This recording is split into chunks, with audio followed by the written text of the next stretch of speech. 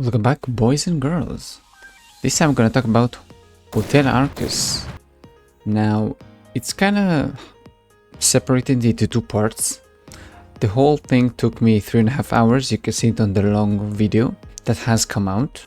If you're interested in the specific dialogue, like at all, and not the story shortened, like what I'm saying, just go watch the full video, 3.5 hours. Just put it in the second screen or whatever. Okay, so the first half is going to be Hotel Arcus itself. Just so you know, again, two parts. They're about equal, but overall the whole story felt a little bit shorter. I don't know why or how. It just felt a bit shorter. So Hotel Arcus starts with the usual requests you get from Nineheart, which always tells you, hey, I need your help. Can you come help me? This time it's searching for traces of Darmoor, the Transcendent of Grandis. So obviously we accept the deal. And we reach the hotel. We get to Hotel Arcus. Over there we meet the manager, who is named Rusty. He's a kid. And obviously then Nineheart just asks him a few questions and he just says bye and simply leaves. Because he left on his own, because there was no time or place for us to join on his airship or whatever, it's kind of making Belle, the Wild Hunter, annoyed. She's getting angry, she's punching the wall and breaking it. Funny thing is, at the end we have to pay for it, not her. Somehow it's getting turned around, so we actually are to blame. We get an option to pay for the wall by simply peeling potatoes, doing, hotel work. And then everybody's okay with it.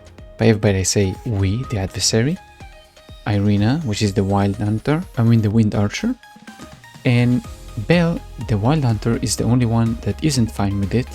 And she's the one who caused this situation. We then meet the main villain, and I'm putting it on quotes on purpose. You will see later on why she's not really the main villain. So her name is Senya, and she's coming over to the hotel in order to buy it from Rusty. Now, while he thinks about if you want to sell it to her or not, we just go out to finally search for the traces. However, just before we leave, he actually tells us, hey, I used to have a map, but it kind of got stolen. It's mapped to a treasure.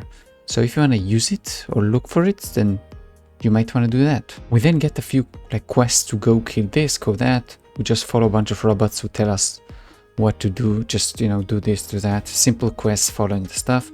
And then somehow we get so emotionally attached to one of the robots that whenever he gets attacked, we actually have to save him.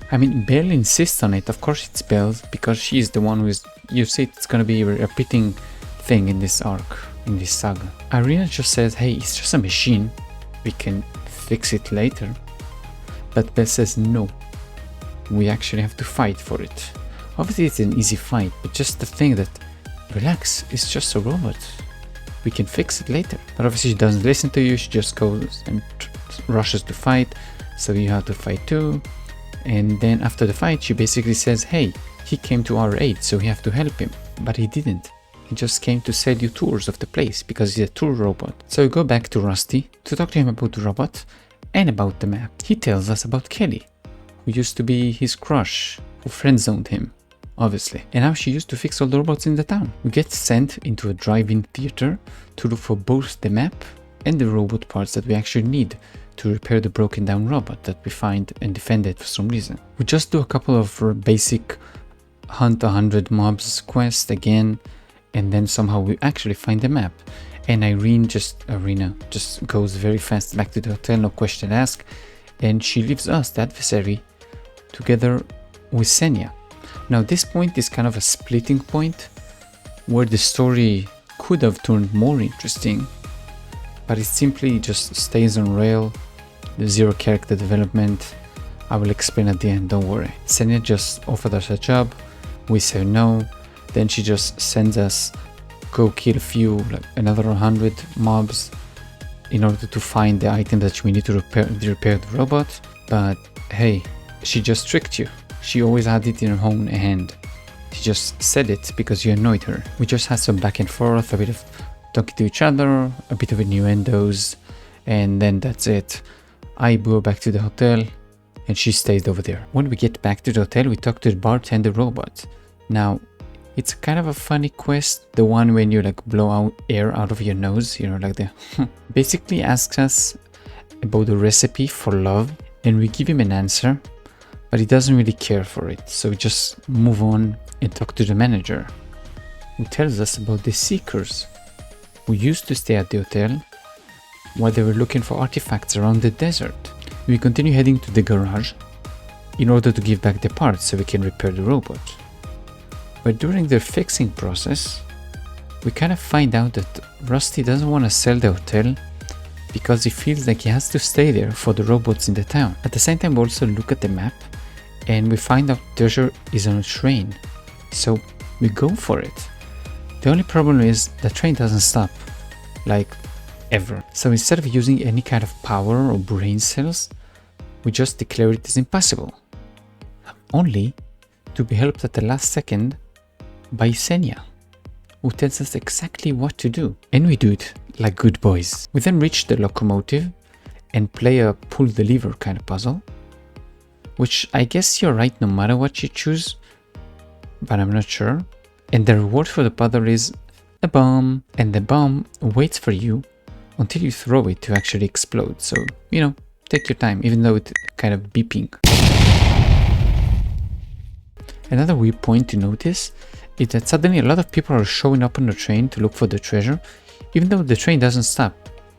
So I don't know how they reached the train, but anyway, we destroyed the train. Back at the hotel, Senya magically fixes the broken robots that for sure won't turn into be bad guys the moment she wants them to, right? Rusty then feels good enough to sell her the hotel, so he does, and he leaves all the robots in her care.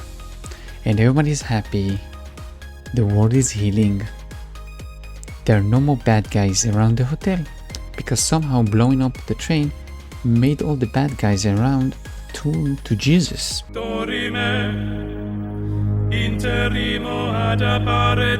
Rusty then goes to the theater one last time, and he sees a robot dog over there, and the robot dog gives him the exploded bomb. Inside the exploded bomb you can find a screw, a normal cross-headed screw. Then his robot, Togi, the tour guide, just comes there with his upgraded body and kills the robot dog and returns to the hotel, saying he has to go back to his beautiful and perfect master, Senya, obviously. Oh, I've received a summons from my beautiful, perfect master, Senya. So we rush back to the hotel, and you can see the Alliance member have surprised Pikachu faces when they just realize, oh no, the robots are serving the hotel manager. No way. How could we guess that? It's not like it happened all the way until now, right? Now I have to say, Senya hasn't done anything bad. They kind of demonize her so far. She hasn't done anything so bad, like anything bad at all until now. Then the Alliance members said to her, stop, give back the hotel, we're gonna attack you. So she sent her robots to attack them. But the robots doesn't want to do it because like in their heart or some shit, they feel that it's still, I don't know, like they love them or whatever. So she simply uses the secret weapon, which is just a bigger robot. And we lose to the robots because sure, they're stronger than the Black Mage, obviously. No way, right? Then you cut to Rusty crying on the ground, hugging his broken robot, and Senya orders it to self-destruct. So, you know, Rusty is gonna explode together with the robot. But at the last second, the screw that was in the bomb turns out to be a mythical screw, like something crazy. The robot gets fixed, gets healed up, and suddenly it is a god. It's a robot that was actually a god. Surprise! Yeah, that weird anime plot, I don't get it. Obviously the god robot just defeats Senya in like a second, so, you know, no consequences. She simply says, oh well, now I don't really have a reason to buy the hotel. You can buy it back from me. So she just gives him back the hotel, and she just leaves. Zero consequences. Nobody cares. So we kind of got the good but unsatisfying ending, with lots of Seeker coming back into the bar. And that will lead us into the next part of the Hotel Arcus saga. But before we do that, Rusty wants us to help him again, because the bad guys from the train are attacking around the hotel, and he wants us to deal with it. I don't really know, or I don't think they realized they gave us two conflicting statements, or maybe they simply just don't care, because they said everything was good, there was no more threats around the town, around like Hotel Arcus, but then they say there is problems. So I don't know what the reasoning is. But anyway, forget about that. He didn't give us another mission. Just go check around the robots in the town, make sure they're all good, blah blah blah, go get my girlfriend back. Now we don't know where she is, but I guess she's in Odium, which is the next island we have to go to at level 270. So this is the end for the first part. I think my problem is how the story was told, with the storytelling, has been kind of understood by you throughout the comments I just threw during the storytelling part. It had decent potential, but hey, they just blew it. Just take something for example. Something as simple as saying yes to working for Senya could make way more conflict whenever she later tries to take over the town and uses the secret weapon for her own. It could also explain why you couldn't just like swat her like a fly like at the start. Even though we defeated way stronger enemy than her, so now we can't. It's just taking care of this like lore problem could be done by making us actually work for her. This is just a thing that I thought about while I was making the long video, while I was playing the actual mission. So I didn't even have time to think what like other options you can do to make the story like more interesting. This is just one of them. Please, next time you can do better. I know you can. Let's move on to the next part.